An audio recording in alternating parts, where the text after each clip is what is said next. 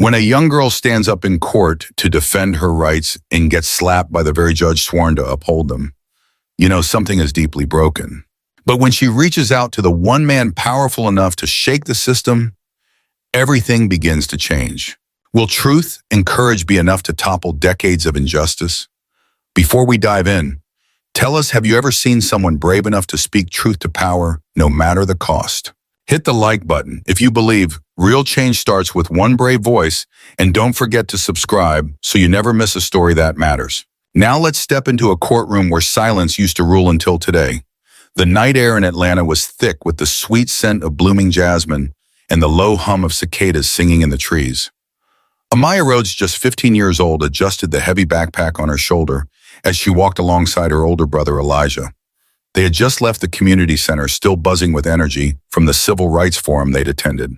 The street lights cast long, stretching shadows across the cracked sidewalks, and each step they took echoed softly into the warm summer night. There was a peace to it, a fragile, beautiful peace that Amaya treasured.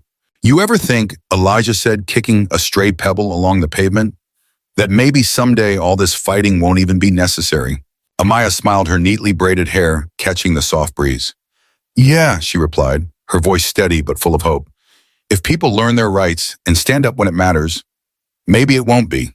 Elijah chuckled low under his breath, spoken like a future lawyer. She nudged him playfully with her elbow.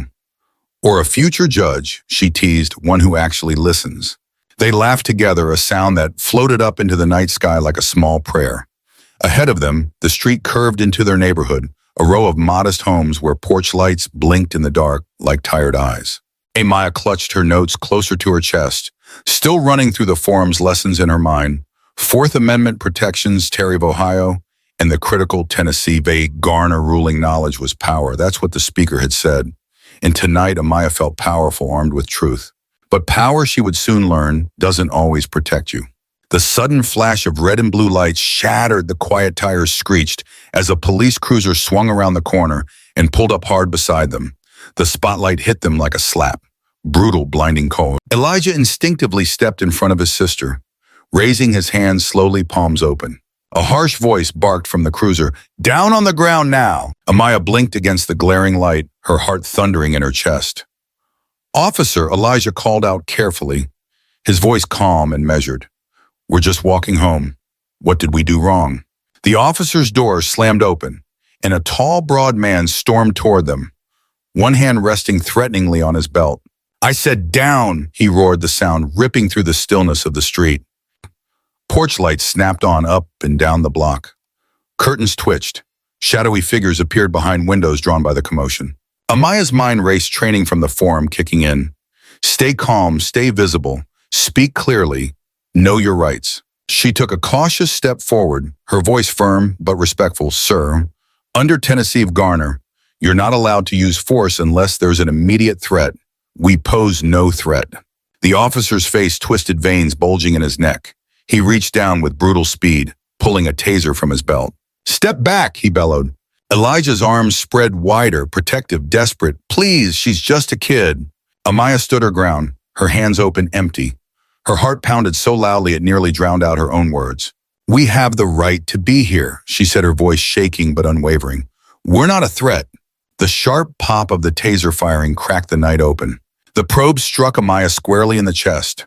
Her body seized violently, her backpack slipping from her shoulders as electricity coursed through her small frame. Elijah screamed her name, a raw, broken sound, as she crumpled to the ground, her notes scattering like fallen leaves across the pavement. In the windows, neighbors gasped. Hands flew to mouths. Someone reached for a phone, unsure whether to film or call for help. But none of it mattered to Amaya now. The world blurred at the edges, the bright lights spinning the night air thick and heavy in her lungs. Her last conscious thought was a stubborn whisper in her mind. "This isn't how it's supposed to be." And then everything went dark. The fluorescent lights buzzed overhead, a dull, relentless hum that seemed to drill into Amaya's skull. She woke with a gasp, her whole body aching, muscles trembling as if the electricity still lived inside her. The air was cold and metallic, and the hard concrete bench beneath her offered no comfort. Blinking against the harsh light, Amaya sat up slowly, her wrists sore from tight restraints. She didn't remember being put in.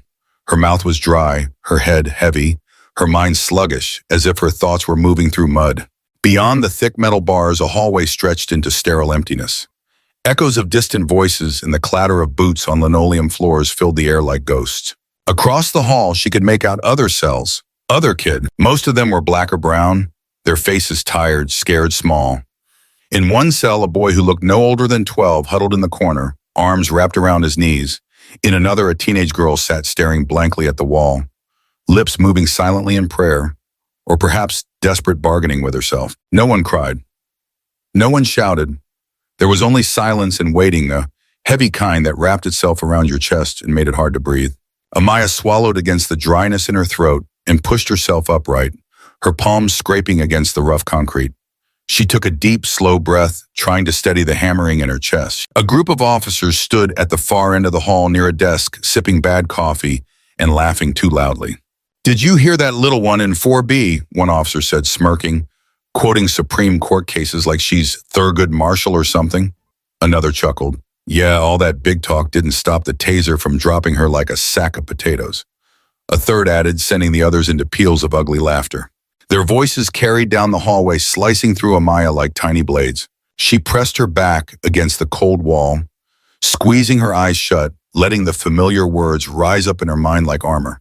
The Fourth Amendment protects against unreasonable searches and seizures. Tennessee v. Garner restricts deadly force when no immediate threat is posed. In Regal guarantees due process for juveniles. She whispered the phrases under her breath, each word a lifeline, a tether back to herself. She might be locked away behind bars, humiliated, mocked, but her mind was still hers. And knowledge they couldn't strip away. The overhead light flickered once, twice, then steadied again, casting everything in a sickly yellow pallor. Amaya pulled her knees up to her chest, wrapping her arms around them for warmth. Every muscle ached from the electric shock, and a deep throbbing headache bloomed behind her eyes. Across the corridor, the boy in the corner met her gaze for a fleeting moment. His eyes were wide-eyed and hollow, asking a question he didn't have the words for. Amaya gave him the smallest nod she could manage. It wasn't much, but maybe it was enough to say, "You're not invisible. I see you. I'm still here." Somewhere down the hall, a door buzzed and slammed, making her flinch. A new intake, maybe? Another kid pulled into a system that swallowed children whole and spat them out, broken. Her fists tightened in her lap. She remembered what the forum speaker had said just hours ago. "You may be young, but you're not powerless unless you choose to be." Amaya was tired. Her body hurt. Her hope was battered, but her will, the core of who she was, remained untouched. She lifted her chin ever so slightly, the fluorescent lights glaring in her dark eyes. No, she wasn't powerless. Not yet. Not if she remembered who she was. Not if she refused to let them tell her otherwise. And deep inside the cold, hollow walls of the detention center, something stronger than fear began to take root.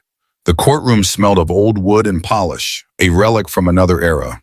Amaya shuffled forward under the heavy gaze of the guards, her ankles shackled, each step echoing through the high-ceilinged hall. She straightened her back as best she could, refusing to let the weight of the metal at her feet drag her spirit down. The courtroom was nearly empty, a scattering of clerks, a few court officers, and in the far back corner, her mother Danielle, clutching her purse so tightly her knuckles had turned white. At precisely 800 a.m., the heavy oak door creaked open. "All rise," barked the bailiff. Judge Calvin Remington swept into the room like a dark cloud, his black robe billowing behind him. His silver hair was slicked back immaculately, his deep-set eyes cold and sharp beneath heavy brows. Every movement he made seemed designed to command not just obedience but fear. Amaya rose slowly with the others chin high. When Remington gestured curtly for everyone to be seated, the sound of bodies sitting down was like a final door slamming shut. The judge scanned the paperwork before him with disinterest, then fixed his steely gaze on Amaya. "We are here," he intoned, "to address the charges against the minor Amaya Rhodes resisting arrest, interfering with a police officer, and exhibiting dangerous defiance of lawful authority." Each word landed like a hammer blow. Amaya took a breath, feeling her heartbeat thundering in her ears, but she didn't flinch. When Remington paused, she raised her hand respectfully, waiting. He narrowed his eyes but nodded once, almost mockingly. Standing tall despite the shackles, Amaya spoke clearly. "Your Honor, I respectfully request that the record reflect procedural violations. Under in regard, juveniles are entitled to specific due process protections, including immediate notification of charges, right to counsel, and the right against self-incrimination. A ripple of surprise moved through the courtroom, a murmur from one of the clerks. Remington's lip curled. "This court," he said with a sneer, "will not be lectured by a child regurgitating phrases she read on Wikipedia." Amaya's hands trembled slightly at her sides, but her voice remained steady. "I also wish to note, Your Honor, that I was not read my Miranda rights at the time of arrest, a direct violation of constitutional law." Remington slammed his palm against the bench, the sound cracking through the room. "Enough," he barked. "You think spouting a few legal terms makes you an expert? You're nothing but a parrot trained to repeat nonsense." He rose abruptly from his chair, moving around the bench with surprising speed for a man his age. His black robe flared around him like the wings of some dark predatory bird. Amaya stood her ground, her hands still, her breathing even. Remington stopped inches from her, looming over her small frame. The room held its breath. "You will respect this court," he hissed. And before anyone could move, his hand snapped out, connecting sharply with Amaya's cheek. The sound of the slap echoed through the courtroom, loud and unnatural. Gasps erupted from the few in the gallery. Someone dropped a pen. Danielle cried out involuntarily from the back, the sound strangled by shock. Amaya staggered slightly but didn't fall. She didn't cry. She didn't plead. She simply turned her face back toward the judge, her dark eyes wide, burning but dry. For a long moment, the two of them stared at each other, one fueled by anger and arrogance, the other by something deeper and far stronger. Without breaking eye contact, Amaya moved slowly, deliberately, her fingers finding the hidden pocket sewn into her sleeve. From it, she drew a small, battered phone. Thumb shaking only slightly, she unlocked it with muscle memory, born of necessity. She opened a blank text message, typed 2 words, "It happened," and hit send. As the phone screen dimmed, a strange shift swept the room, a crack in the atmosphere like a storm brewing just out of sight. Judge Remington's face paled. He recognized the calm in her eyes. He recognized the certainty, and somewhere deep in his chest, he felt the first true stirrings of fear. Amaya lowered her hand, the phone slipping back into hiding. She said nothing. She didn't need to. The storm had already been unleashed. The morning light in Washington, D.C. was pale and cold, filtering through the tall windows of Justice Preston Ward's private chambers at the Supreme Court. The day had barely begun yet. Ward sat behind his heavy mahogany desk, shoulders, stiff fingers steepled in front of him, staring at his secure phone as if it might combust in his hand. The screen still glowed with the message he had just received. 2 words: "It happened." Simple, devastating, unmistakable. Ward's jaw tightened as he rose slowly from his chair, his knees protesting with the stiffness of age and regret. He crossed the room to a locked cabinet built into the far wall. With practiced movements, he entered the long-forgotten code. The lock clicked open.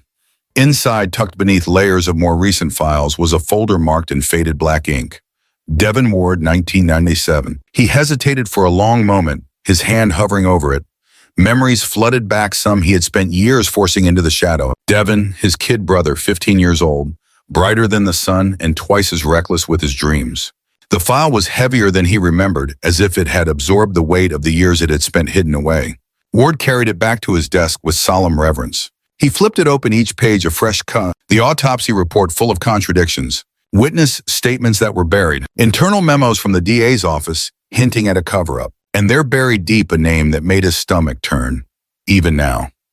Calvin Remington. Then just an up-and-coming defense attorney, the man who had defended the officer responsible for Devin's death and had won. Ward pressed his hands against the edge of the desk, gripping it until his knuckles whitened. The rage had not faded with time. It had simply hardened into something colder, more dangerous, a bone-deep understanding of how power protected itself. He had been told, then persuaded, pressured, threatened, that he had to let it go. "Think of the bigger picture, Preston." They said, "You can do more good on the inside than fighting a losing battle outside." So he had swallowed the truth, accepted the nomination, built a sterling career on the ashes of personal justice. And now it had happened again. Different child, same broken system, same players pulling the strings. His niece, Amaya. Ward closed the folder carefully, but his hands trembled slightly. He sat back in his chair, staring out over the city he had once dreamed of changing from within. Maybe he had changed some things. Maybe he had won a few battles, but at what cost? The buzzing of his desk phone jolted him from his thoughts. He picked it up without hesitation, dialing a number he hadn't used in years. 3 rings, then a familiar voice answered. Preston Ward, said Nadia Trent, her voice sharp as ever. A voice that once dismantled political careers with a single expose. Didn't think I'd hear from you again. I need your discretion. Ward said, his voice low but steady. And your fire. A pause. What's the story? She asked, already shifting into journalist mode. Judicial misconduct, he replied. Cover-ups. Patterns of abuse spanning decades. A beat of silence on the line. And it starts with a girl, 15 years old in Georgia. Another pause, heavier this time. You sure you want to open this door, Preston? Nadia asked, a rare note of concern threading through her words. You know they won't just close it quietly. Ward looked back down at the folder on his desk, at the long-dead dreams of his brother, at the living hope of his niece. I'm not opening it, he said, voice like iron. It's already open. I'm just making sure the world sees what's inside. Nadia exhaled sharply, a sound of respect, maybe even sadness. Send me what you have, she said. I'll be ready. Ward hung up his hand, lingering on the receiver for a long moment. The wheels were in motion now. Silent no more. And somewhere deep in the heart of Georgia, a storm was gathering. The conference room inside the Fulton County Courthouse was dimly lit, the blinds drawn tight against the morning sun. Judge Calvin Remington sat at the head of the long table, flanked by District Attorney Victor Sloan and a handful of trusted advisors. A pot of lukewarm coffee sat untouched at the center of the table. The air buzzed, not with conversation but with urgency. Remington's jaw twitched as he reviewed the preliminary reports scattered before him. She's not backing down, Sloan said, tapping a finger against a grainy photo of Amaya speaking quietly to a reporter. If anything, she's gaining ground. Remington's hand curled into a fist. We end this now before it spreads. A murmur of uneasy agreement rippled through the room. We plant doubts, Sloan continued. Question her motives, suggest foreign influence, accuse her family of political radicalization. We control the story before it controls us. And the brother? Remington asked, his voice cold. Sloan smiled thinly. Already working on it. We've got someone in place. Remington nodded once, a slow, deliberate motion. Make it messy, he said. Make it stick and keep your hands clean. Across town at Carter High School, Elijah Rhodes leaned against his locker, stuffing his textbooks into his bag, when a hand clapped him on the shoulder. Elijah, man, it's been forever. He turned, blinking in confusion at the tall, smiling figure before him. The guy looked vaguely familiar, maybe from a summer camp years ago, but something about his easy grin felt off-rehearsed. Hey, Elijah said warily, stepping back a little. You still ball? The stranger asked, slapping his arm in a friendly way. We got some pickup games going this weekend. You should come out. Elijah forced a tight smile, his instincts prickling. Maybe, he said, noncommittal. As he walked away, he caught the stranger pulling out a phone, snapping a photo of him from behind. Elijah's stomach twisted into a knot. Something wasn't right, and it wasn't just about him anymore. At home that evening, the tension was a living thing, thick and electric. Danielle Rhodes paced the kitchen, her arms folded tightly across her chest. The clatter of pots and pans punctuated the heavy silence before she finally spoke. This has to stop, she said, her voice low but firm. It's gone too far. Amaya sat at the table, her laptop open in front of her court documents, and legal notes spread out like a battle map. I can't stop, Amaya replied, her voice calm but unwavering. You know that. Danielle slammed a cupboard door shut, the sound making both Elijah and Amaya flinch. They're following your brother now, she snapped. They're smearing our name all over the news. They're painting us as criminals. You think they'll stop if you keep pushing? Amaya met her mother's gaze squarely. If we don't fight back, they win. They always win. You're a child, Danielle cried, her voice cracking. You don't understand the cause. You think the law will protect you. It didn't protect Devin. It didn't protect me. It won't protect you. Silence hung between them, heavy and raw. Elijah shifted uneasily, caught between them, his loyalty to both pulling him in opposite directions. Amaya's hands tightened into fists on the table. I know the risks, she said, her voice softer now, but no less resolute. I know it better than anyone.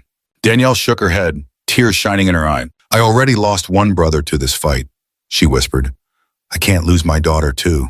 The room seemed to shrink around them, walls closing and memories pressing down like weights. For a long moment, no one spoke. Finally, Amaya closed her laptop gently, the soft click sounding louder than any shouted word. She stood up, her shoulders squared, her face pale but determined. I'm not doing this because I'm brave, she said quietly. I'm doing this because someone has to. Then she turned and walked away, her figure small but unbroken against the setting sun pouring through the kitchen window. Danielle sank into a chair, covering her face with her hands. Elijah sat frozen, torn between fear and pride. Outside, the shadows lengthened across the lawn. The silent war had begun, and there would be no turning back now. The living room of the Rhodes house had been transformed into a war room. Stacks of papers, laptops, sticky notes, and case files covered every available surface. The soft hum of computers filled the air, blending with the determined energy that radiated from Amaya and the small army she had gathered.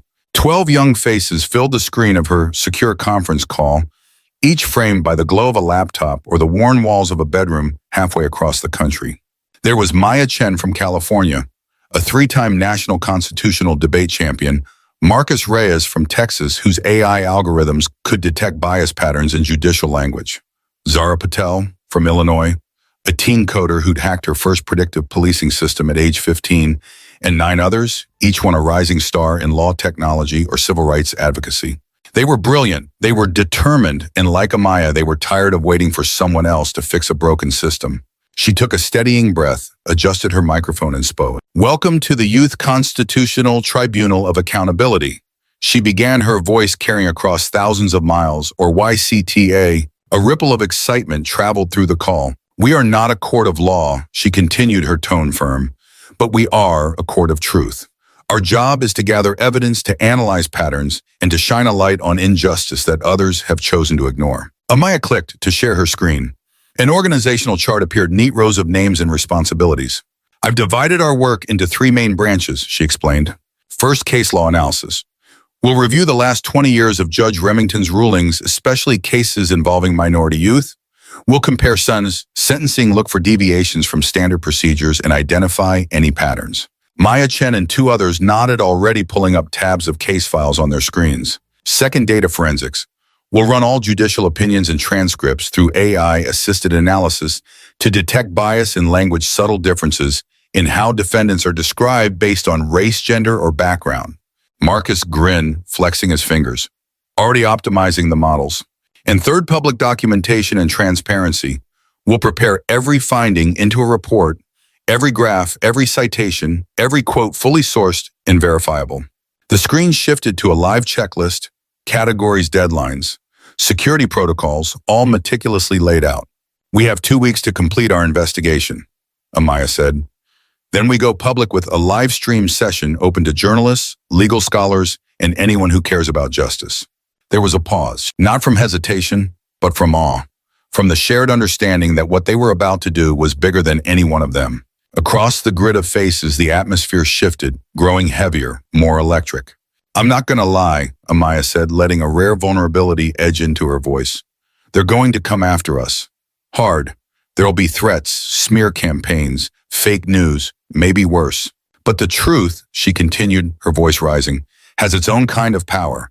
And once we show the world the pattern, the deliberate cruelty, the hidden bias, they won't be able to unsee it." The chat function exploded with short, fierce messages. "We're ready. Let's do this. No backing down." Amaya smiled tightly. Hope wasn't naive. Hope was revolutionary. One by one, she assigned tasks. Maya's team would cross-reference court rulings with sentencing data. Marcus would run linguistic analysis across hundreds of pages of transcripts. Zara would build a secure portal where all evidence could be uploaded, reviewed, and sourced anonymously if needed. 2 others would create a timeline mapping Remington's rise to power against controversial rulings and suspicious donations. The final group would prepare the livestream platform, ensuring military-grade encryption and backup systems. Amaya ended the meeting with a simple declaration. "Truth needs a voice. Today it's ours." As the call ended and the faces winked off the screen one by one, Amaya leaned back in her chair. The house was quiet now, the windows glowing faintly with the deep amber of late afternoon. Danielle peeked into the room, her face drawn but softened with something almost like awe. "Who were all those kids?" she asked. Amaya smiled. "Future judges," she said, "future lawmakers, future change." Danielle hesitated, then crossed the room and hugged her daughter tight. "Just be careful," she whispered. "I will," Amaya promised. But inside she knew the real answer. Careful isn't enough anymore. Only fearless would do. The first session of the Youth Constitutional Tribunal of Accountability was scheduled for Friday. And when they went live, the whole country would see exactly what the next generation was capable of. The countdown had begun. At exactly 4:00 p.m. Eastern Time, the Youth Constitutional Tribunal of Accountability went live. The stream opened with a simple, dignified title card, YCTA Truth Before Power. No music, no flashy graphics, just a clear message delivered by determined young voices. Amaya Rhodes sat centered in the frame, the soft lamplight casting a warm glow across her steady features. Her voice calm and sure filled the digital air. Good afternoon. She began, her tone steady but intimate. Today, we present findings based entirely on public records, verifiable data, and first-hand documentation. No opinions, no speculation, only truth. The viewer count ticked upward, 10,000, 50,000, 200,000 and climbing. On split screen, Maya Chen appeared next, her presentation crisp and deliberate. A series of bar graphs filled the screen. Statistical analysis. Black and brown youth received sentences 8 to 4 times longer than white youth for the same charges. Side-by-side comparisons. A black teen sentenced to 8 years for petty theft. A white teen in a near-identical case given probation. Each graph struck like a hammer. Each case example tightened the noose of facts. The audience reaction lit up the live chat. Outrageous. How was this allowed for so long? Systemic, plain and simple. Marcus Reyes then took over his screen, shifting to heat maps of judicial language. Bias detection phrases like urban aggression appeared disproportionately in rulings against black defendants. Contrast. White defendants were described with phrases like promising future and temporary lapse in judgment. Marcus spoke slowly, each word deliberate. This is not coincidence, Feeney said. This is systemic. He let the weight of that statement hang in the air. There was a charged pause as viewers across the country processed the magnitude of what they were seeing. Amaya leaned slightly forward, her voice lowering just enough to draw listeners closer. And if the numbers weren't enough, she paused a beat longer, letting anticipation build. The words behind the scenes tell an even darker story. She clicked to reveal the next piece of evidence, a scanned internal email thread. Subject, suppress the voice before it becomes law. The chat exploded, shocked faces, gasps, expletives. The email was chilling in its bluntness. Victor Sloan wrote, "Teen advocacy movements are gaining traction. We must neutralize threats before they gain institutional support." And Remington's reply cut even deeper. "Containment-approved silence is our strongest ally." The screen flashed back to Amaya's composed face. "This is not just negligence," she said, her voice sharpened to a blade. "This is calculated oppression." Again, she allowed silence to breathe, giving space for the anger, the disbelief. The chat roared, "Expose them. Criminal conspiracies. No more silence." Amaya inhaled softly, steadying her next words. But the truth we're about to share didn't come from data mining or leaks. She paused, letting the gravity sink in. It came from someone who risked everything. Someone who believed that even in the darkest rooms, justice deserves to be heard. The words landed heavy. Messages of respect flooded the chat. "Heroes walk among us. Thank you, brave soul." Amaya clicked play. A scratchy recording began. Remington's voice filled the stream, unmistakable and dripping with disdain. "They're just street kids dressed up in legalese. Give them a few years, they'll be back on my docket for real crimes, if they even survive that long." Uproarious laughter followed, thick, ugly. Another voice, Sloan's, joined in. "We don't need to beat them in court. Just stall long enough for them to lose hope. That's the game." The recording ended. Silence, deafening and raw, gripped the audience. Across America, people sat frozen, staring at their screens. The ugliness of systemic contempt laid bare in their own ears. Amaya's face returned to the stream. Her voice was soft but unbreakable. "You cannot unhear what you've heard. You cannot unsee what you've seen, and you cannot unknow what justice demands." The screen faded to a final message. Which Session 1 complete evidence packets, now downloading. Truth is not a whisper. Truth is a reckoning. As the live stream ended, the first blow had landed, and the fortress of silence was finally cracking. The morning news cycle hit like a sledgehammer. Standing behind a polished podium outside the courthouse, Judge Calvin Remington faced the cameras with a mask of wounded dignity. His silver hair was perfectly coiffed, his expression a study in righteous indignation. "We are witnessing," Remington declared, voice dripping with disdain, "an unprecedented attack on our judicial integrity led not by concerned citizens, but by foreign-influenced radical youth movements." Gasps rippled through the crowd of reporters. Behind him, DA Victor Sloan nodded gravely, adding fuel to the fire. "There is clear evidence," Sloan said, holding up a thick manila envelope theatrically, "that external organizations unfriendly to American values have funded and coached this so-called youth tribunal. They offered no actual proof, just fear, just noise. But for some viewers, especially older ones, conditioned to distrust, it was enough to seed doubt. Social media fractured. Some defended Amaya and the YCTA fiercely. Others, manipulated by planted news articles and paid trolls, began to ask, who's really pulling the strings? Is this even about justice? The backlash hit fast and hard. That evening, as twilight wrapped the city in uneasy shadows, Amaya sat at the kitchen table reviewing the tribunal's next moves with Malik and their mother Danielle.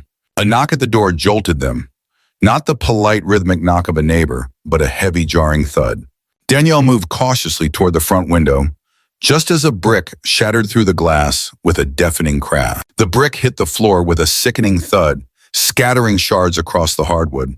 Taped to it was a folded piece of paper, the words printed in thick block letters, "Back off or bleed like your uncle's brother." For a long, terrible moment, none of them moved. The air seemed to freeze, the hum of the refrigerator suddenly loud in the silence. Amaya crossed the room slowly.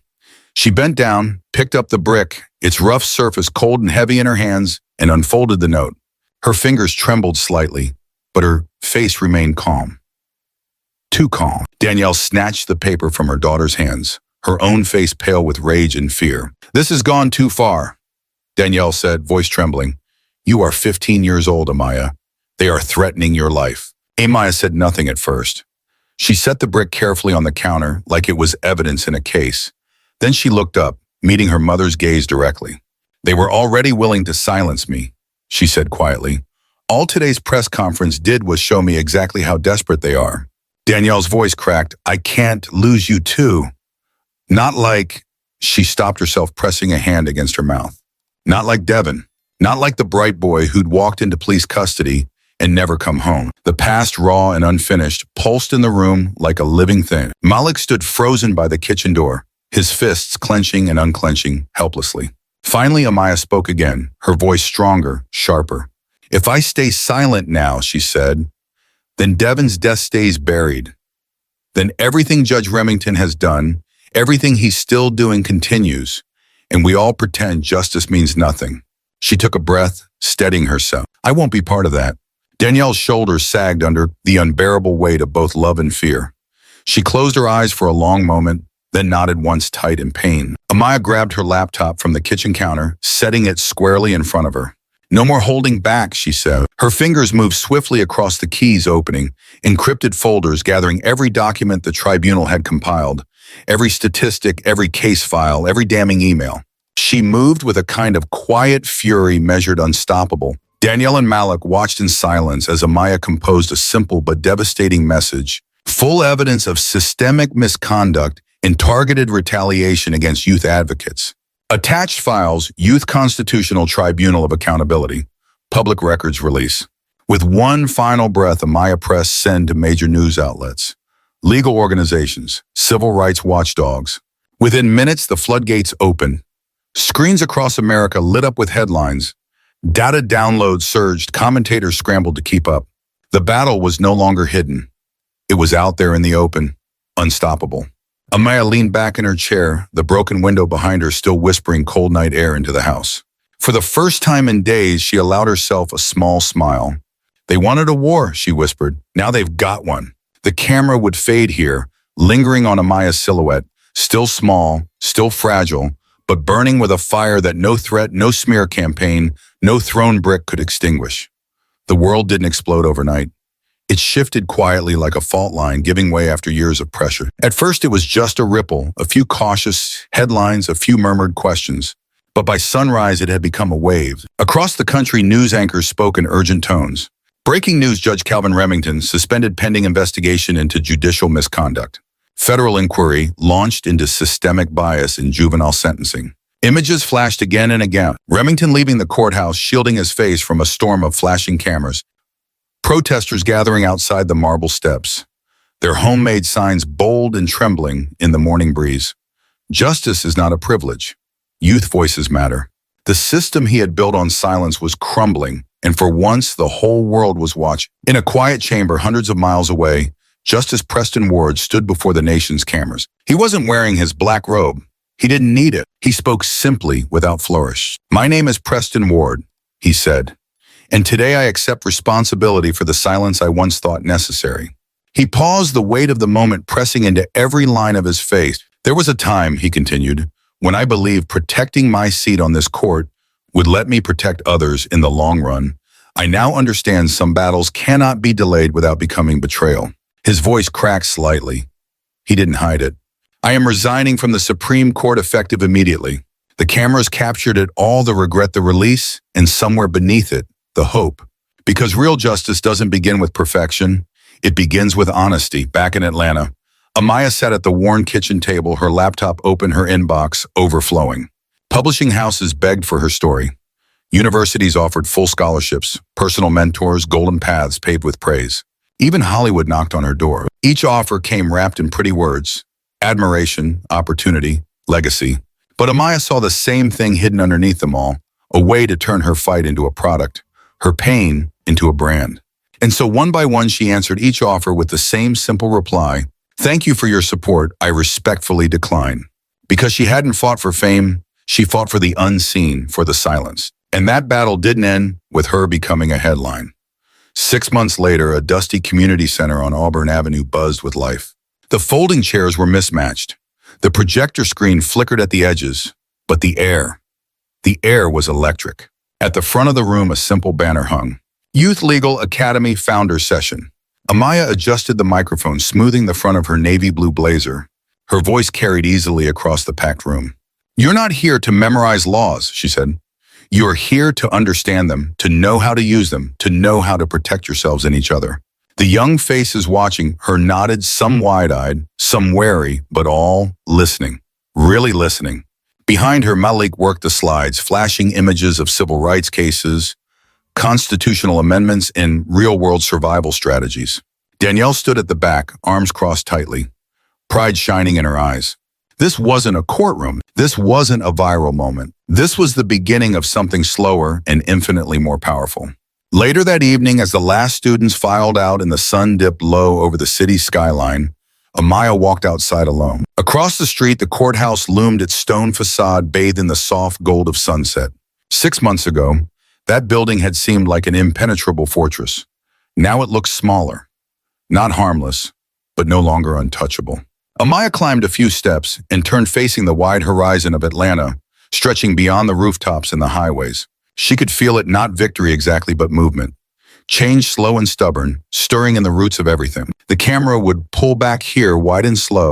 One girl, one city, one sun rising higher.